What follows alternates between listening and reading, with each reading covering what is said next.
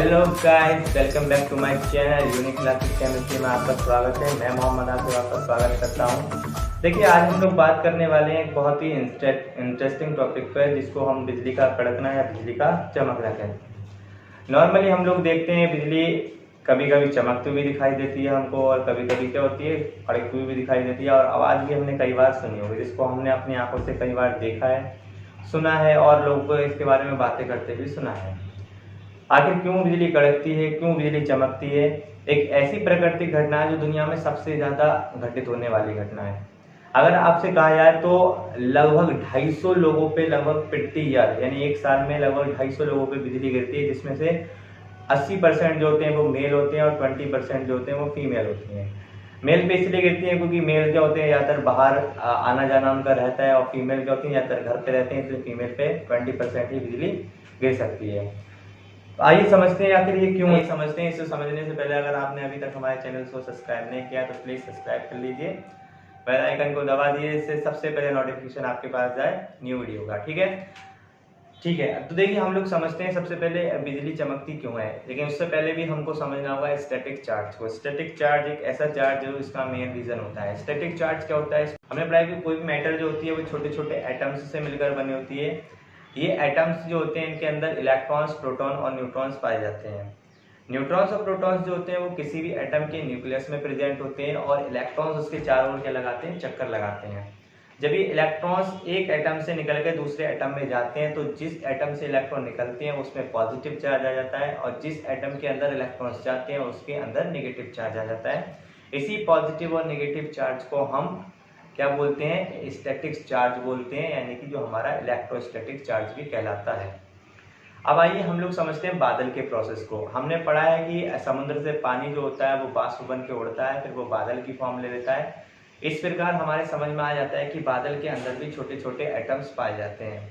जब एक बादल दूसरे बादल से फ्रिक्शन करता है तो एक बादल के एटम के इलेक्ट्रॉन दूसरे बादल के एटम में चले जाते हैं, जिससे एक बादल पे पॉजिटिवली चार्ज और दूसरे बादल पे नेगेटिवली चार्ज आ जाता है। अब ये पॉजिटिव चार्ज और नेगेटिव चार्ज नेचर में क्या करता है, फ्लो करता है। जब ये बादल आपस में रगड़ते हैं तो बहुत ही तेजी से क्या होती है, चमक उत्पन्न होती है, जिसे हम बिजली का चमकना कहते हैं। अब हमको पता है कि पॉजिटिव नेगेटिव चार्ज है तो ये क्या रहेगा, बादल में एग्जिस्ट करेगा और एक स्थान से दूसरे स्थान फ्लो करता रहेगा। यहीं दूसरी तरफ अगर हम ग्राउंड की तरफ आते हैं तो ग्राउंड में क्या होता है, वायु चलती है, तो वायु ग्राउंड को क्या करती है, फ्रिक्शन करती है, जिससे वायु के पार्टिकल्स और जिससे क्या होता है, वायु और ग्राउंड के बीच भी फ्रिक्शन होता है, जिससे ग्राउंड पर भी पॉजिटिव या नेगेटिव चार्ज जनरेट हो जाता है।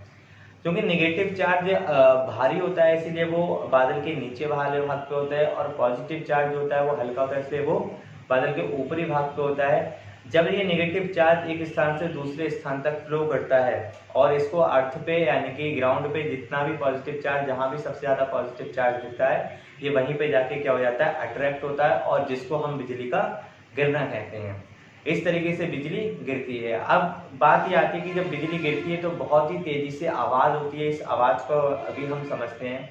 देखिए, होता क्या है, जब ये चार्ज की अगर हम बात की जाए, अगर इस चार्ज की बात की जाए तो ये चार्ज जो होता है वो लगभग 10,000 करोड़ वोल्टेज का होता है, जिसकी एम्पियर करंट की बात करें तो 10,000 एम्पियर की करंट होती है, और इस चार्ज का जो टेम्परेचर है लगभग 2700 डिग्री सेल्सियस होता है। जब एक 2700 डिग्री सेल्सियस का टेम्परेचर एक वायुमंडल के ठंडे टेम्परेचर पे आके अट्रैक्ट होगा तो वहां पर बहुत ही तेजी से आवाज होती है। इसको हम एक एग्जांपल से समझते हैं। हमने देखा है जब हम दाल में तड़का लगाते हैं तो क्या होता है, बहुत तेजी से आवाज होती है। इसका रीजन क्या है, इसका मेन रीजन ये है कि दाल का जो तेल है वो क्या होता है, गर्म होता है, दाल ठंडी होती है, जब दोनों मिलते हैं तो क्या होती है, आवाज होती है। इसी तरीके से वायुमंडल का टेम्परेचर बहुत ठंडा होता है और वो स्टैटिक चार्ज का टेम्परेचर बहुत ज़्यादा होता है। जब वो स्टैटिक चार्ज वायुमंडल में आके जब वो गिरता है आके तो बहुत तेज़ी से ऑक्सीजन फैलना चाहती है, लेकिन वो फटती है, और फटने पे क्या होता है, उसको आवाज़ उत्पन्न होती है, जिसको हम बिजली का कड़कना कहते हैं। इस तरीके से आवाज़ आती है।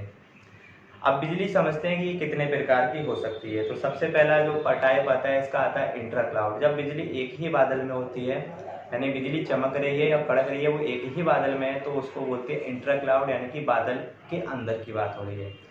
दूसरी होती है क्लाउड टू क्लाउड, यानी कि एक क्लाउड से दूसरे क्लाउड में जब बिजली चमकती है तो इसको हम लोग क्लाउड टू क्लाउड बोलते हैं। एक तीसरा टाइप होता है जिसको बोलते हैं हम क्लाउड टू ग्राउंड, यानी कि जब बिजली एक क्लाउड से ग्राउंड पे आके गिरती है तो हम उसको क्लाउड टू ग्राउंड बोलते हैं। नॉर्मली इसी को हम लोग क्या कहते हैं, बिजली का गिरना कहते हैं। यहाँ तक अगर आपके बात समझ में आ गई हो तो हम इसके लिए थोड़ा सा आगे नॉलेजेबल बातें कर लेते हैं। देखिए मैंने आपको बताया कि प्रति ईयर यानी कि 250 लोगों पे बिजली गिरती है, जिसमें लगभग 20% फीमेल होती हैं और 80% क्या होते हैं, मेल होते हैं। ठीक है, अगर हम बात की जाए, ऐसा नहीं है कि बिजली गिरी और वो डायरेक्ट किसी पीपल पे गिरी, किसी इंसान पे गिरी, ऐसा कभी नहीं हुआ है। आज तक बिजली गिरी है तो किसी न किसी पोजीशन पे जाके गिरी है, कहीं ना कहीं गिरी है और व्यक्ति उसके रडार में आया और रडार में आने पर उसकी मृत्यु